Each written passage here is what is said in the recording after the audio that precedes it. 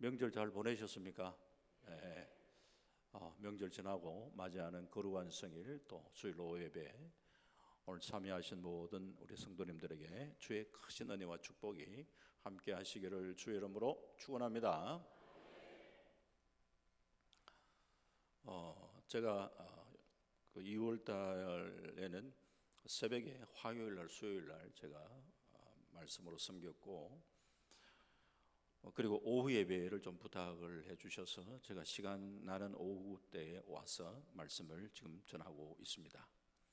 3월에는 또 궁금해하시는 분이 자꾸 계십니다. 목사님 언제 또 옵니까? 하고 이래가지고 미리 말씀을 또 드리는 게 좋을 것 같아서 3월 1일 날에는 3.1절 또 연합 집회가 있어가지고 또 거기에 제가 또 순서가 있고 3월 1일 날과 둘째 주에는 제가 다른 일정 때문에 못 올 것 같고 셋째 주에 제가 오후에 와서 또 말씀을 전하겠습니다. 그리고 새벽에 화요일 날 또 수요일 날 제가 말씀을 전하고 혹 화요일 날 수요일 날 뭐 다른 일이 있다면 또 목요일 금요일 하든지 뭐 그렇게 해서 일주일에 2번 새벽을 지금 일단 섬기고 있는 그런 중에 있습니다. 또 어떻게 변화될지는 교회 형편과 사정에 따라서 조금씩은 또 달라질 수도 있다는 거 또 이해해 주시기를 바랍니다.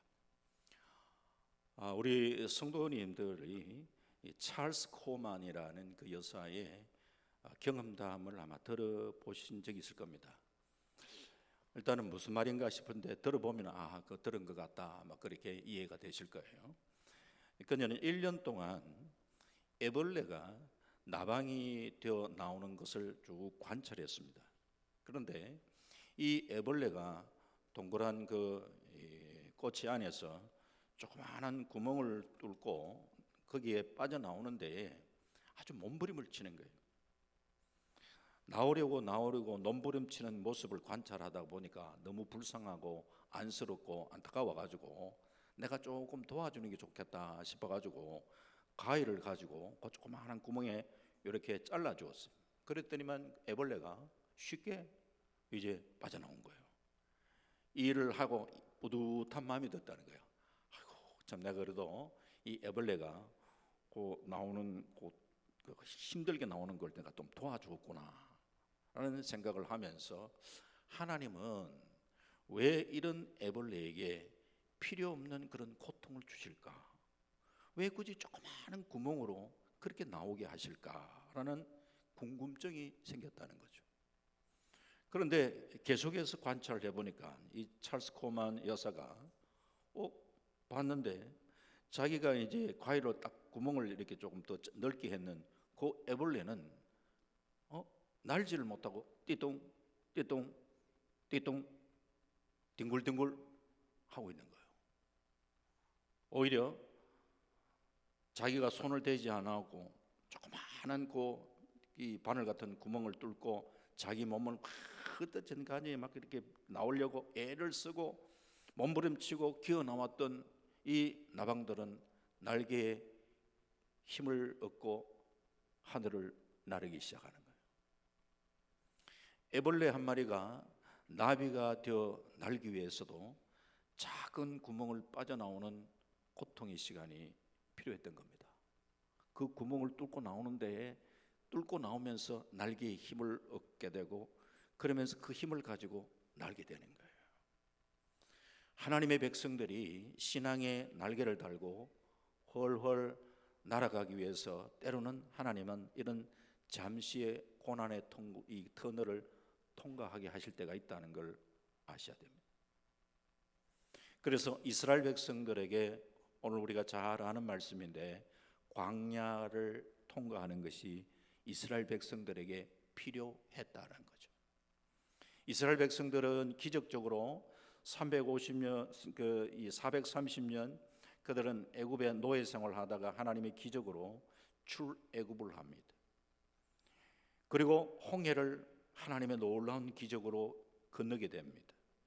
자, 이제는 그러면은 홍해를 건너고 이제 곧장 가나안 땅, 약속의 땅으로 쭉 가면 될 텐데 약속의 땅으로 가는 것이 아니고 홍해를 건넌 뒤에 오늘 본문에 보니까 광야길을 걷게 하신 거예요. 우선 홍해를 건너고 난 다음에 광야길을 걷게 하셨다는 사실을 우리가 먼저 염두에 둬야 되고, 홍해를 걷는 것을 사도 바울은 영적으로 어떻게 해석했는가? 고린도전서 10장 1절 2절 말씀에 이렇게 얘기를 합니다. 본문을 한번 띄워주시면 좋겠는데요. 잘 안 띄워집니까? 제가 본문을 드렸는데 그러면 제가 읽을 수밖에 없네요. 예. 고린도전서 10장 1절과 2절 말씀에 형제들아 나는 너희가 알지 못하기를 원하지 아니하노니 우리 조상들이 다 구름 아래에 있고 바다 가운데로 지나며 모세에게 속하여 다 구름과 바다에서 세례를 받고 말씀했습니다. 홍해를 건넜던 사건을 영적으로는 바다 가운데서 세례를 받았다. 사도 바울은 그렇게 해석을 하는 거예요. 세례라는 거 제가 한번 이야기하는 건 좀 정리하는 의미입니다. 세례라는 것은 내가 죽고 내 안에 그리스도가 사는 것이에요. 세례라는 것은.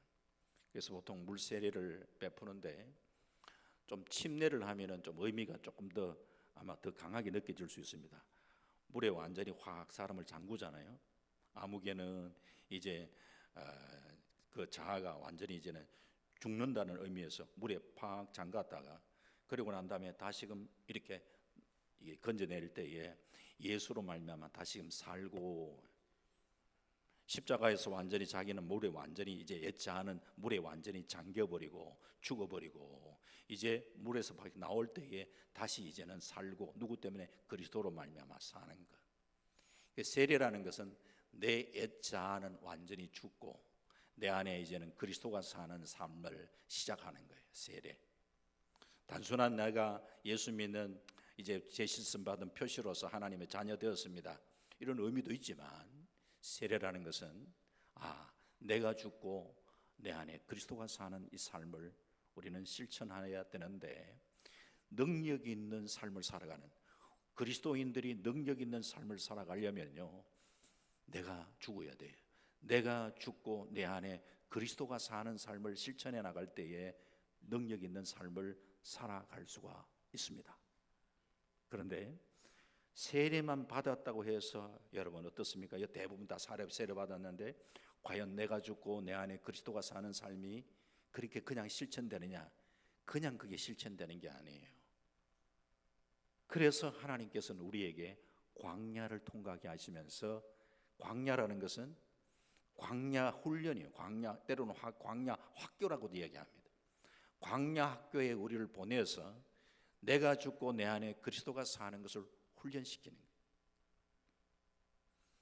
오늘 이스라엘 백성들이 홍해를 건넜고 그러면서 이제 광야길을 이제 걷게 하시는데, 오늘 이 본문의 말씀도 사실은 내가 죽고 내 안에 그리스도가 살게 하시는 이 훈련의 과정을 우리에게 말씀해 주고 있는 거예요.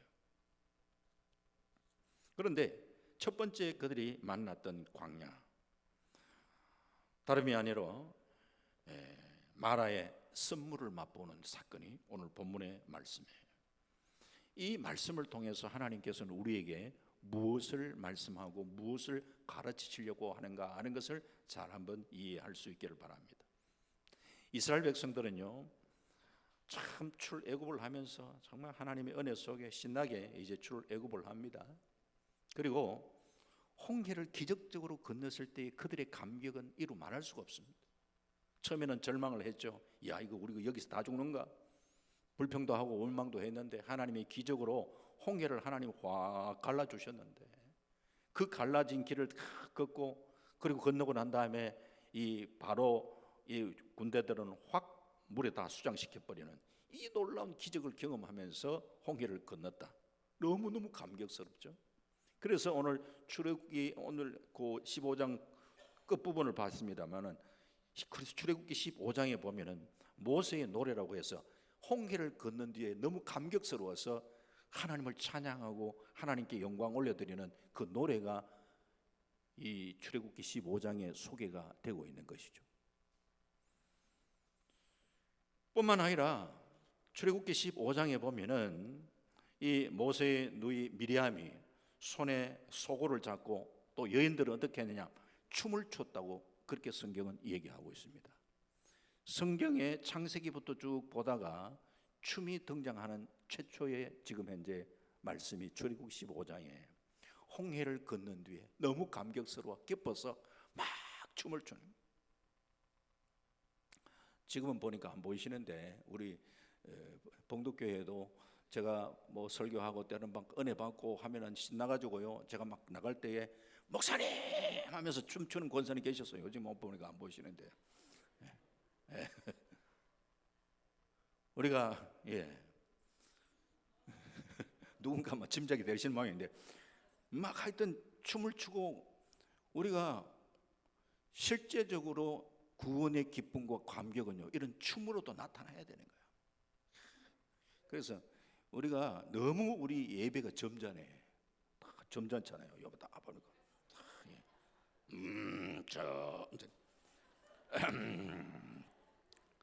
우리가 점잖을 때는 또 때로는 점잖하게 해야 되지만요, 이 기쁨과 감격이 우리가 예배에 있어야 된다니까. 그래서 한 번씩 그냥 아프리카에 한번 가가 그분들이 예배 드리는 걸 한번 경험하면 진짜 신날 거예요. 아프리카에. 제가 아프리카에 그 저작년 해수도 지금 잘 모르겠네. 하여튼 그 아프리카에 갔을 때, 이야, 아프리카 사람들은요, 음악 소리만 딱 나면 아예 춤을 추려고 폼을 막 잡고 있어요. 처음 폼을 와 덜썩덜썩 하면 가만히 있지를 못해. 이 사람들은 막 아예 막 그냥 예배에 그냥 흥이 그냥 DNA가 완전히 막 살아나는 거예요. 이야, 이 사람들은요, 한 시간 할 때 시계도 없고 시계 볼 생각도 안 해. 언제 끝날지. 우리가 그냥 언제 끝날까 이렇게 생각하는데. 그래서 예배에 이런 참 기쁨과 감격이 우리가 회복돼야 돼요. 회복돼야 돼. 저는 이 봉독교회도 참 예배 드리는 예배 드리면서 예배의 감격, 예배의 기쁨, 이것이 막 때로는 막 춤으로 아니면 뭐 손을 넣고 하기도 하고 이런 감격들이 회복되기를 주의 이름으로 축원합니다. 예배의 기쁨이에요. 예배의 기쁨. 자, 이렇게 이 사람들은 그렇게 기쁨 가운데 막 춤을 추고 그런 기적을 경험을 하면서 이 홍해를 건넜는데, 그러고 난 다음에 한 사흘길 건넌데 오늘 출애굽기 15장 22절 말씀에 보니까 다시 한번 이제 보시면요, 같이 봅니다. 시작. 모세가 홍해에서 이스라엘을 인도하며 그들이 나와서 수르 광야로 들어가서 거기서 사흘길을 걸었으나 물을 얻지 못하고. 사막에서는요, 참 물 문제. 사흘 이스라엘의 그 사막의 그 길을 여러분들이 경험을 안 해보셔서 그렇죠. 우리는 쉽게 이야기합니다. 그런 큰 은혜를 경험을 하고 홍해를 기적으로 경험하는 이런 경험을 한 사람이 또 어디 있어요? 그런데도 불구하고 사흘 만에 또 불평하냐? 물 없다고 불평하냐? 사막길을 안 가봤어서 그래요. 사흘이나 그렇게 참았나? 이런 얘기가 나옵니다. 쉬운 게 아니에요. 사흘 그래도 가지고 있던 은혜가 있어가 견디고 그랬는데, 이제 다행스럽게 사흘길 있다고 하는데 마라에 물이 있다. 야, 됐다. 흥분하고 기대가 얼마나 컸겠습니까? 이제는 이제 마실 물이 생겨서 다행이다라고 생각을 하고 기대가 넘쳤는데 물을 먹어보니까 물이 써서 먹을 수가 없는 거예요. 기대가 큰 만큼 실망이 큰 거예요. 아예 물이 없다고 할 때는 어쩌나 막 건져야 돼 생각하는데, 야, 물 있다 이래가지고 물 퍼마셨는데 쓴 거예요. 맛이 없어. 먹을 수가 없어. 그러니까 금방 사람들이 원망이 막 쏟아내는 거예요. 우리가 하나님 믿고 또 세례 받고 내가 좀 새롭게 한번 믿음 생활 한번 출발해 보면 하늘에서 뭐가 푹푹 떨어지면 참 좋은데, 신앙생활 하는 게 꼭 그렇지도 않다니까요. 믿음 생활 하면서 경제가 잘 풀리고 자녀들 만사 형통하고 잘 되고 그랬으면 참 좋지만서도 반대의 경우도 있어요. 하는 일이 꼬이기도 하고 아니 내가 교회가 얼마 내가 지금 현재 뭐 자꾸 사고가 나오고 어려움이 찾아오고 이러면 이때에 마음이 흔들립니다. 저도 목회 생활 쭉 해가 성도들 많이 봤잖아요. 공동교회도 열심히 다니시다가 어느 순간에 교회 안 나오고 왜 안 나오는가 물어보면 그 절에 다니다가 교회 나왔는데 교회 나고 얼마 안 돼가 뭐 사고가 터졌다니까. 그러니까 아이고 종교를 바꿔가 그렇다 하면서 누가 이야기를 듣고 그런 엉뚱한 소리를 듣고 아이고 그러면 절대 내가 교회 안 나가야지 하면서 교회 안 나오더라고. 그런 사람이 있어요. 종교를 바꾸고 그런 게 아니고 사단 마귀가 그렇게 사람을 미혹한다니까요. 우리가 진리의 길, 믿음의 길을 걸어가려고 할 때에 우리 주님은 박수치고 격려하고 어떻게 하든지 간에 믿음 생활 잘하도록 힘을 북돋아 주려고 하지만 사단 마귀는 그게 아니고 어떻게 하든지 간에 꼬드기 가지고 그 길을 못 가게 하는 거예요. 그러니까 멀쩡하게 또 보면 어떤 뭐 병이 들기도 하고 그래가지고 아이고 내가 종교 바꿔가 그런 거 그런 소리 듣지 말아요. 종교 바꿔 그런 거 아니에요. 사단 마귀가 정말 내가 진리의 길 걸어가는 거 그거 못 가도록 방해하고 있는 거예요. 이걸 극복을 다 해야 되네. 극복을.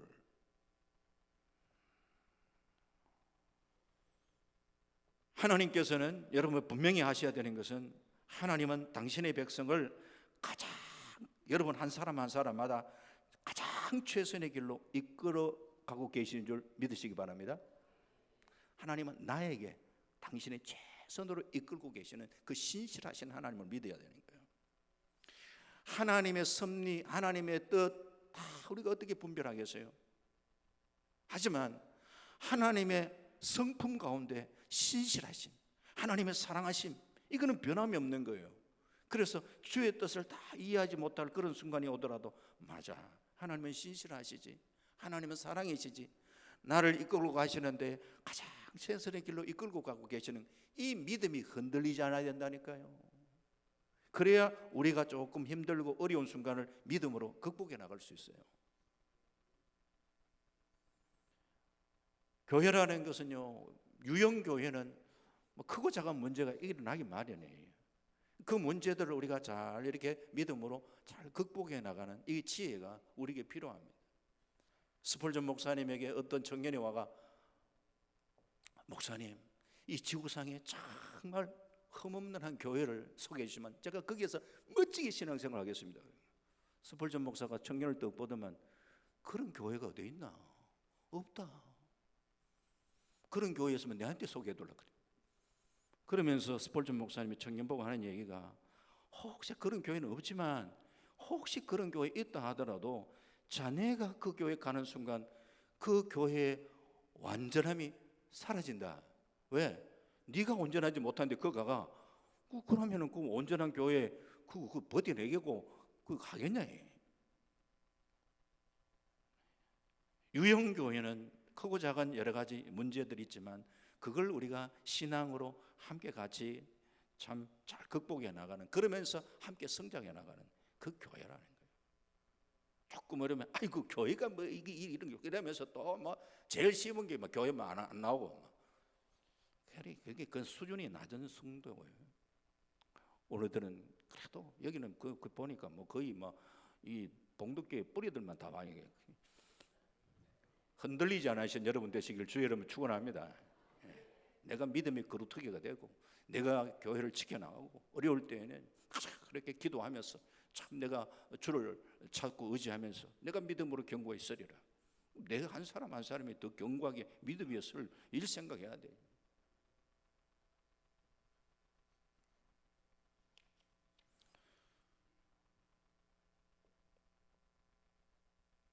이스라엘 백성들 홍해를 기적적으로 경험했다 했잖아요. 큰 은혜를 경험했어요. 자, 그러나 사흘 광야길을 걷다가 물 없었어요. 어려운 문제 발생합니다. 이때에 나타나는 게 패역한 본성이 드러나는 거예요. 물이 없는 게 문제였지만 문제는 뭐냐? 쓴 물을 맛봤을 때에 그들에게 나타난 게 패역한 본성이 살아나는, 이게 더 문제예요. 어려움을 만났을 때 우리에게 나타나야 되는 것은 살아있는 믿음이 나타나야 되는 거예요. 아멘. 살아있는 믿음이에요. 그때에. 그래서 우리는 어려울수록 믿음으로 무장하고 주님이 우리를 입에서 예비하시는 희망의 엘림을 바라보면서 그렇게 나가는 거예요. 믿음 생활을. 우리는 주를 바라고 주님 바라보면서 힘들고 할 때 극복해내야 되는데, 또 다른 어떤 사람이 있어요. 어떤 중년 부부가 있어요. 남편이 출근하다가 화장대 위에 아내가 보니까 이 안에 지갑이 이렇게 뚝 놓여 있는 거예요. 그런데 마침 그 지갑이 딱 펼쳐져 있는 거예요. 그런데 그 지갑 안에 보니까 자기 사진이 거기 딱 꼽혀 있는 거예요. 남편 기분이 너무 좋은 거야. 야, 그래도 참 이 아내가 말이에요. 지갑 속에 자기 사진 딱 넣어놓고 있는 걸 보니까 너무너무 좋아가지고 참 무해가지고 직장에 가가지고, 야, 내가 오늘 말이야 아침에 이래가 우리 집사람 수첩이 이렇게 펼쳐졌는데 내 사진 꼽혀 있더라. 막 자랑하는 거야. 막 자랑을 하는 거야. 요 자랑하고 저 자랑하고 하고 이랬는데, 그렇게 자랑했던 사람의 부인이 이 남편 부인하고 아는 사람이라. 그래 전화를 한 거야. 야, 너 때문에 내가 요즘 그 네 남편한테 한 소리 듣고 있다. 뭔데? 너 요즘 지갑에 남편 사진 끼가 그렇게 다니고 있다며. 그래, 내 사진 넣고 다니지. 요즘도 그래 좋나?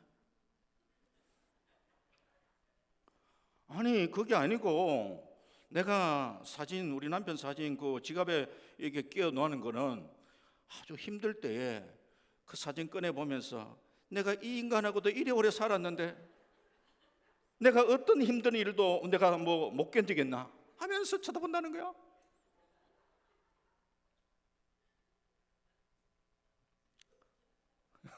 우리가 남편 얼굴 보면서 그러지 말고 주님 바라보면서 우리가 어려움들을 극복해 나갈 수 있는 은혜가 있기를 주의 이름으로 축원합니다. 때로는 신앙생활 하다 보면 우리 가족이 말아 쓴 이 선물 역할을 할 때가 있어요. 하지만 우리 잘 극복해야지.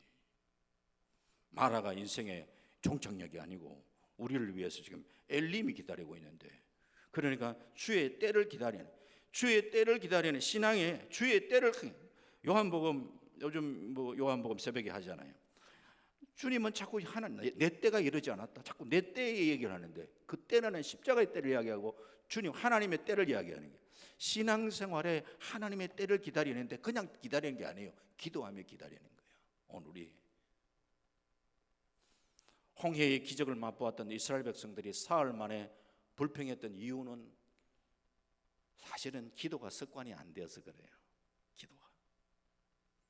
홍해 앞에서 기도한 사람은 모세밖에 없어요. 만약에 이들이 홍해를 딱 만났을 때, 야 큰일이다, 이거 어떡하나, 하나님이 뭐 뜻이 계셔서 여기까지 우리 인도했지 않냐, 우리 합심해서 같이 기도하자. 홍해 앞에서 합심 기도가 막 열려가지고 같이 합심해서 부르짖고 간구하고 기도하다가 만약에 홍해가 열렸다, 그러면 사람이 달라집니다. 이야, 우리 기도의 응답으로 지금 홍해가 갈라졌다. 이걸 경험을 했으면요, 이 사람의 신앙이 달라져요. 그들은 불평하고 원망하다가 모세가 참 하나님의 기적에 모세의 손을 빌려가지고 하나님 기적을 일으켰고 물이 쫙 갈라지는 거예요. 그렇게 홍해를 기적으로 건너는 그거는 참 놀라운 기적이지만, 자신들이 엎드려 기도하다가 자신들의 기도의 응답으로 그게 갈라졌다면은 사흘 뒤에 마라의 선물을 맛보았을 때, 야 이거 마라 선물 왜 이러냐고, 우리 그때도 기도했는데 합심해서 야 기도하자 합심 기도가 또 그 자리에서 일어났다면은 또 놀라운 기적의 역사가 일어나지 않겠습니까? 합심해서 기도. 홍해 앞에서도 그런 기적을 일으켰는데, 그런데 이 사람들은 기도가 훈련이 안 됐어요. 그러다 보니까 홍해 앞에서도 막 불평하다가 모세가 또 이 지팡이로 하나님께서 기적을 역사하셔서 갈라줬는데, 마라의 선물 앞에서도 또 불평하는 거야. 또 불평하는 거야. 우리가 불평도 습관이에요. 기도도 습관인데 우리는요, 기도가 습관이 돼야 돼요. 기도가 습관이 되려면 평소에 기도 훈련을 자꾸 쌓아 나가야 된다니까. 그게 영적 믿음 신앙의 내공이에요. 내공. 평소에 기도 생활을 쭉 해오시다 보면 조금 힘드니까 기도하면 되지 뭐 하면서 그렇게 크게 흔들리지 않습니다. 그런데 이런 기도의 훈련들이 잘 안 돼 있을 때에 조금 뭐 하면 아이고 하면서 막 흔들흔들 하는 거예요.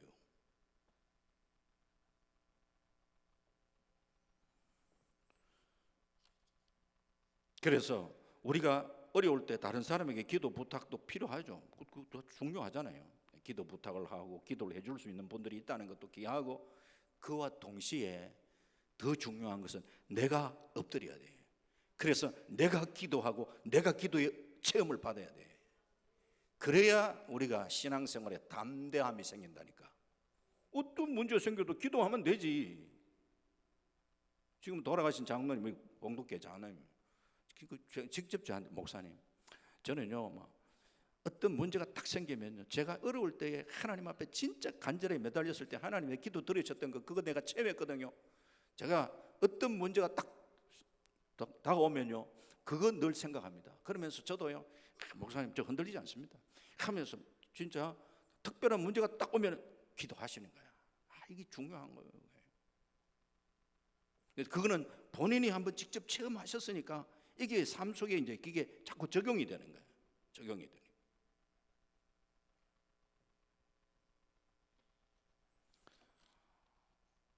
홍해 앞에 그리고 마라의 썰물 앞에 우리가 기도하면서 때를 기다리는 거예요. 청교도들의 인사법이 하나 있습니다. 믿음 때문에 그들이 많은 고난을 겪었거든요. 당시 사회에서 막 오해를 당하고 뭐 여러 가지 어려움들을 겪고 할 때에 그들은 만나면은 그들이 썼던 그 이유 뭐 인사말, 가장 좋은 것은 아직 오지 않았다라고 인사를 하는 거예요. 그래서 그 말의 원조가 청교도들이 삶이 좀 힘들고 하면은 야, 가장 좋은 건 아직 안 왔어. 기도하며 기다려라는 얘기예요. 가장 좋은 것은 아직 오지 않았어. 우리들도 이런 자세, 가장 좋은 것은 아직 오지 않았어. 우리가 하나님 앞에 기도하며 때를 기다려야 해. 이런 자세를 가지면서 우리가 잘 극복해 나가는 그런 은혜가 있기를 주의 이름으로 축원합니다. 그렇기 때문에 우리는 신실하신 하나님 바라보고 약속의 말씀 붙들고 기도하며 우리가 전진해 나갈 수 있어야 되는 거예요. 홍해를 건너 사흘을 지났을 때에 그들은 몹시 목이 말랐고 기대만 가지고 먹었던 그 물은 써서 먹을 수 없었다. 출애굽기 15장 오늘 23절을 또 한번 다시 봅니다. 시작. 마라에 이르렀더니 그곳 물이 써서 마시지 못하겠으므로 그 이름을 마라라 하였더라. 마라 뜻 자체가 쓴맛, 쓰다. 영어는 bitterness, 아주 막 쓰디쓴 고통. 우리 인생이요, 달콤한 것만 있는 게 아니에요. 생각지 않은 쓴맛을 우리는 많이 경험합니다, 인생에. 네. 제가 동부교회를 섬기고 있는데 교회 안에도 성도들이 또 많다 보니까 이런저런 참 안타까운 일들도 많아요. 참 마음이 찡할 때가 있어요. 참. 그래서 참 어려움들을 그걸 잘 극복해야 될 텐데라는 그런 마음들이 있어요. 그런데 하나님께서 우리가 믿음 생활할 때에 하늘나라의 그 참 신령한 은혜를 맛보기에 앞서서 이렇게 우리가 적용을 해볼 수 있어요. 우리 입맛에 변화를 하나님은 요구하고 계시는 게 아닐까?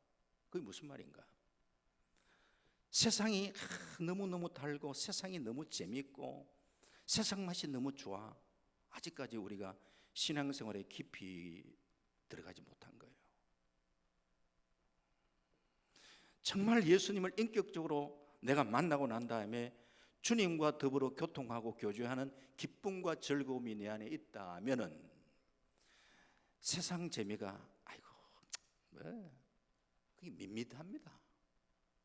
그게 정상이어야 돼요.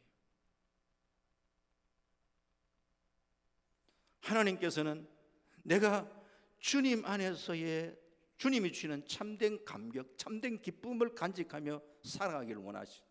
그래서 세상을 살면서 가끔씩 세상의 쓴맛을 보게 하는 거야. 세상이라는 것을 쓴 거야. 그렇게 달콤한 거 아니야. 그런 쓴맛을 경험하면서 우리로 하여금 네가 인생의 쓴맛을 봤을 때에 그때 붙들어야 되는 건 하나님 붙들어야 돼. 주님 붙들어야 돼. 이걸 가르쳐 주는 거예요. 우리가 성경에 룻기, 베들레헴에 살던 행복한 여인 나오미가 있었잖아요. 나오미라는 이름은 행복한 여인이에요. 뜻 자체가 행복한 여인, 행복했어요. 그녀는 베들레헴에 흉년이 들자 저 이방 모압 땅으로 피난을 갔습니다. 왜 모압 땅 갔을까?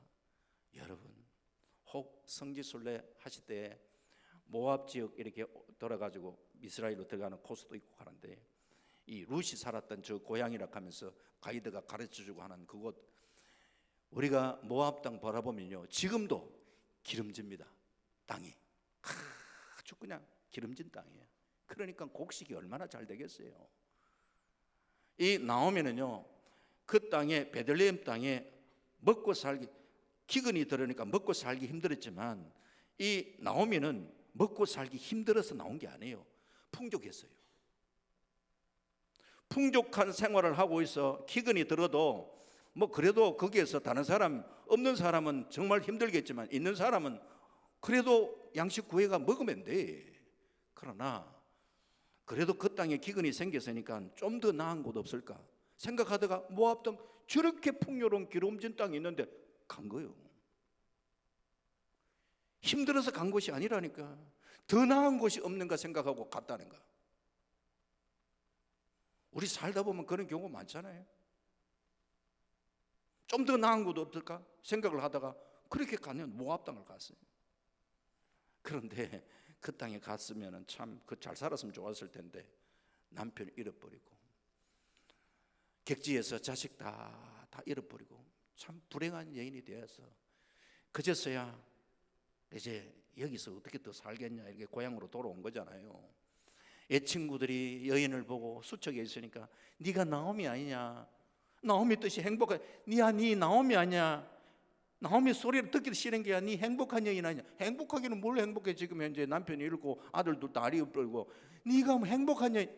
내한테 나오미라 하지 마라. 룻기서 1장 20절에 뭐라고 얘기합니까? 읽어볼까요? 시작.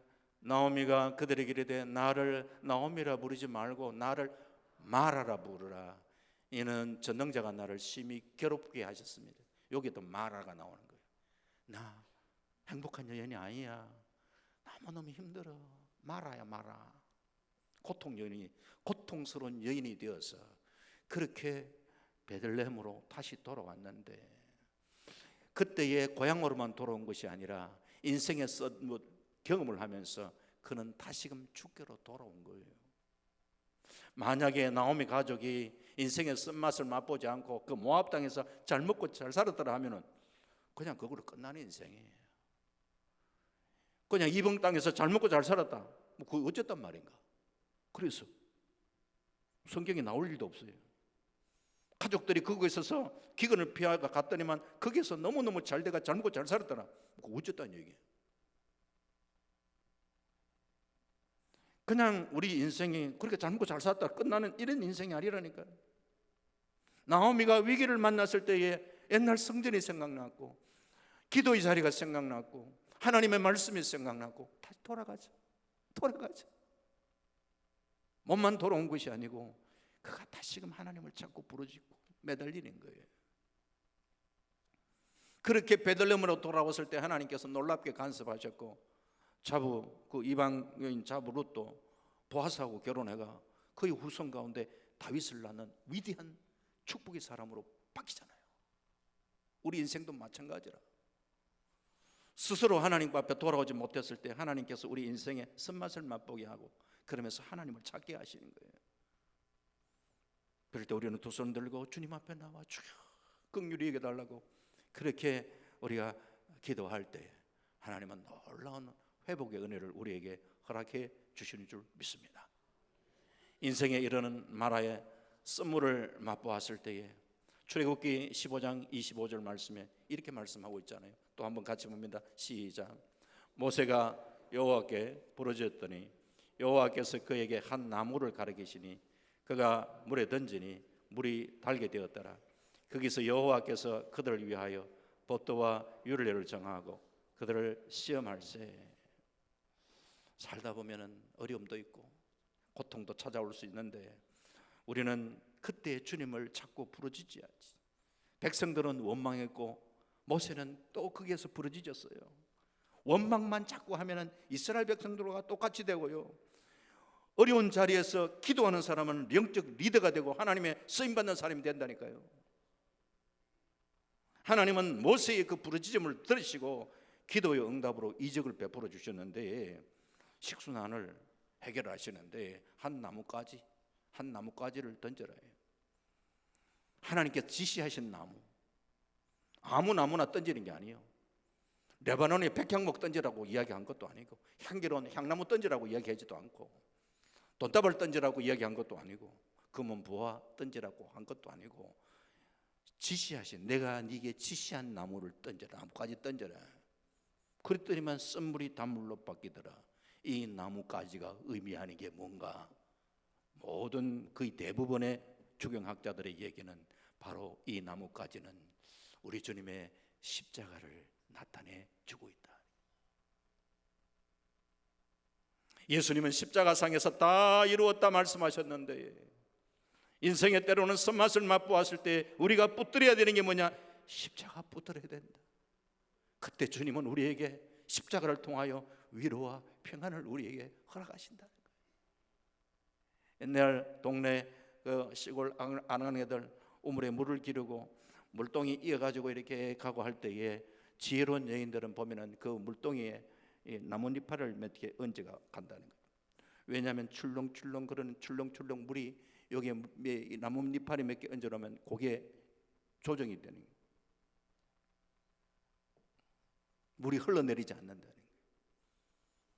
성 프란시스가 그 모습을 어떻게 봤던지, 우리 마음이 살다 보면 이런저런 마음이 흔들릴 때가 있는데 그때에 우리 마음에 십자가를 한번 얹어보아라. 그러면은 우리 마음에 흔들리는 것이 안정될 것이다 그랬어요. 우리의 삶이 마라와 같이 고통스럽다 할지라도 이스라엘 백성들처럼 우리는 불평하고 원망하는 그런 모습이 아니라 십자가 붙들고 주 앞에 나아갈 때 우리는 주님이 주시는 평안을 간직하고 믿음으로 신앙으로 승리하는 그런 은혜가 있기를 바랍니다. 물 없는 사막, 이 사흘간의 사막길, 이스라엘 백성들에게 하나님께서 또 깨우치시기를 원했던 게 있는데 율례와 법도가 어떠한가 하는 것을 시험하는 시간이었어요. 이스라엘 백성들이 목말랐을 때 그들에게 율례와 법도 이런 건 전혀 그거는 상관이 없네요. 목이 마른데 그들은 목이 말라 죽는 줄 알았어요. 하지만 하나님이 가르치고 싶은 것은, 야, 하나님의 백성들 물 때문에 죽는 거 아니야. 물은 내가 책임져 줘. 하나님의 백성들은 어떠한 가운데라도 하나님 말씀 붙들고 살아야 돼. 이걸 가르친 거예요. 그래서 율례와 법도를 이야기하는 거예요.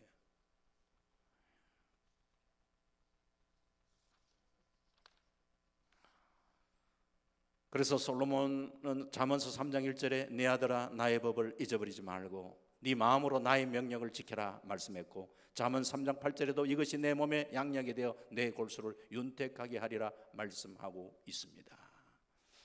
우리가 나이가 들고 하면은 몸 생각해가 비타민도 챙겨 먹고 이렇게 몸에 좋은 거 많이 챙겨 먹는데 그것도 챙겨 드시고 매일 또 약, 구약, 신약 이것도 매일 챙겨 드시기를 주의 이름으로 축원합니다.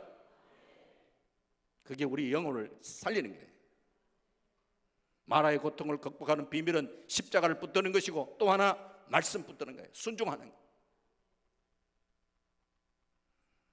그래서 말씀하시기를 26절에 보면은 이르시되 너희가 너희 하나님 나 여호와의 말을 들어 순종하고 내가 보기에 의를 행하며 내 계명을 귀를 기울이며 내 모든 규례를 지키면 내가 애굽 사람에게 내린 모든 질병 중 하나도 너희에게 내리지 아니하리니 나는 너희를 치료하는 여호와입니다. 왜 갑자기 치료하는 여호와라고 얘기하나요? 광야 생활에요. 제일 걱정이 뭔지 아십니까? 늘 보면 이 사람들이 아이고 아프면 어떡하나.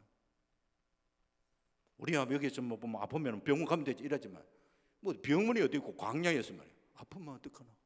그게 얼마나 그들에게는 그 걱정 근심인데. 그런데 네가 하나님 말씀 견고하게 붙들고 윤리와 법도를 지키면은 내가 너를 치료하는 여호와가 된다. 약속하시는 거예요. 마라의 쓴물을 맛보면서 주님이 가르치셨던 거예요. 야, 어려울 때 기도해야 돼.